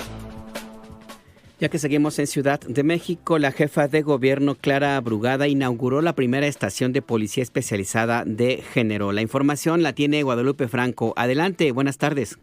¿Qué tal, Alberto Auditorio? Muy buenas tardes. Este lunes la jefa de gobierno de la Ciudad de México, Clara Brugada, inauguró la primera estación de policía especializada de género, la cual brindará atención permanente a casos de violencia contra las mujeres en la capital del país. Desde la colonia Tlatelolco, en la alcaldía Cuauhtémoc, la jefa de gobierno garantizó que esta estación tendrá el objetivo de prevenir, atender y combatir la violencia contra las mujeres las 24 horas, los 365 días del año. Vamos a escucharla.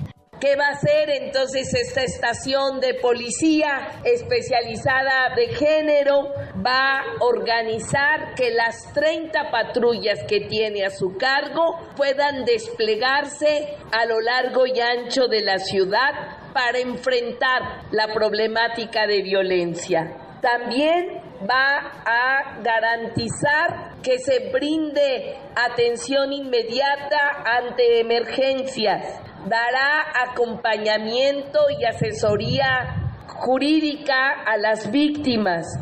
Al reconocer que es insuficiente la capacidad instalada para atender la violencia hacia la mujer, la jefa de gobierno se comprometió a ampliar de 30 a 73 el número de patrullas de género con más de 400 policías capacitados y certificados para atender problemáticas. Asimismo, adelantó que se buscará reducir los tiempos de atención y se impulsarán encuentros de mujeres y hombres policías para fortalecer la formación y capacitación. En su mensaje, la jefa de gobierno destacó el trabajo de su administración para reducir 32% los feminicidios y 23% los casos de violación. Además, se registró una baja del 11% en la percepción de inseguridad entre las mujeres, destacó la jefa de gobierno. Estos son resultados muy importantes que significan vidas protegidas, violencias evitadas, también significan caminos más seguros para niñas y mujeres y se avanza con pasos firmes hacia la igualdad y la justicia. Y lo decimos con absoluta claridad. Si una mujer es agredida, nos toca defenderla. Si una mujer denuncia, nos toca creerle y actuar de inmediato. Por último, la jefa de gobierno llamó a las y los agentes de la Policía de Género a acudir, apoyar y servir a las mujeres a fin de contribuir en reducir la violencia contra este sector de la población. Alberto Auditorio, mi reporte. El reporte, muchas gracias a Guadalupe Franco. Desde el 28 de octubre hay un paro de labores en la Universidad Pedagógica Nacional. El tema llegó a la mañanera del pueblo de este lunes. Le presentamos ahora las dos posiciones. Primero, Jessica Martínez nos cuenta qué es lo que piden los estudiantes y algunos profesores de la Universidad Pedagógica Nacional. Ante la falta de respuestas, estudiantes de la Universidad Pedagógica Nacional, UPN, declararon un paro indefinido de labores académicas desde el pasado 28 de octubre, exigiendo que se atienda de manera concreta a su pliego petitorio. La comunidad estudiantil y el equipo docente denuncian que la universidad enfrenta una situación que no propicia el desarrollo de las actividades universitarias. En un inicio, el pliego petitorio estaba centrado en las siguientes solicitudes. 1. Mejora y rehabilitación de la infraestructura de los planteles, entre salones, auditorios, sanitarios, biblioteca, comedores y espacios comunes. 2. Instalaciones adecuadas con conectividad a Internet y condiciones para prácticas profesionales. 3. Garantía de becas, ya que denuncian que los apoyos económicos han sido eliminados, limitando a quienes hacen sus prácticas profesionales en comunidades lejanas. 4. Aprobación de una iniciativa de ley para otorgar autonomía a la universidad, incluida la posibilidad de que la comunidad estudiantil pueda elegir a sus autoridades democráticamente. 5. Garantías de que ningún estudiante será sancionado por participar en el paro estudiantil. Ante la falta de respuestas concretas, las denuncias tomaron un giro y ahora exigen la destitución de la rectora de la universidad, Rosa María Torres, a quien acusan de abandono institucional desde su llegada en 2018. La comunidad estudiantil acusa que desde esa fecha han observado un grave deterioro en las instalaciones ante la falta de mantenimiento, abandono en la gestión administrativa y negligencia para atender las necesidades básicas de la comunidad universitaria. De esta manera, los estudiantes se han manifestado para que la Secretaría de Educación Pública atienda sus demandas. Para Imer Noticias, Jessica Martínez. Y esta es la respuesta del secretario de Educación Pública, Mario Delgado. De hecho, iniciaron las pláticas con la rectora, se dio un pliego petitorio, después ya no quisieron tener diálogo con las autoridades de la universidad, han surgido más pliegos petitorios, todos atendibles en cuanto a condiciones de la universidad que pueden ser mejoradas, los servicios, las instalaciones. Después fue un poco compleja la comunicación, no se quería formar una comisión de estudiantes, por fin se logró conformar una comisión, lo recibió el subsecretario de Educación Superior en un par de ocasiones y de repente los pliegos petitorios se convirtieron en un punto único, que es la renuncia de la rectora. Ahí pues las dos posiciones en este paro de labores en la Universidad Pedagógica Nacional. Seguiremos en el tema. Ya nos vamos. Le agradezco a Guadalupe Aguilar Cervantes que nos escribió a propósito de los anteojos, los lentes que se regalan en el email de Educación Básica. Dice que hay que también dar información sobre cómo utilizarlos de la mejor manera. Es lo que nos comenta Guadalupe Aguilar. Muchas gracias por su comentario y gracias a usted que nos acompañó hoy en El Acento, tu punto de referencia. Hasta mañana.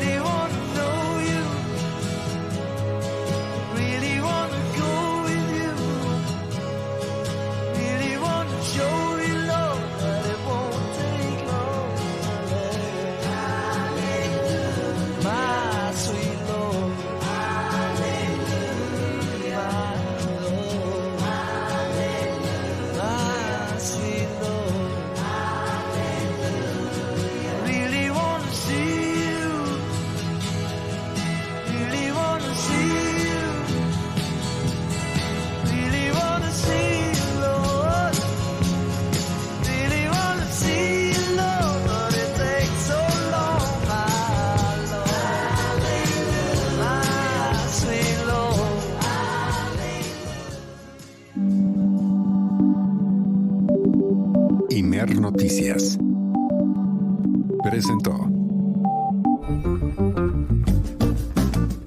El Acento con Alberto Nájar, tu punto de referencia.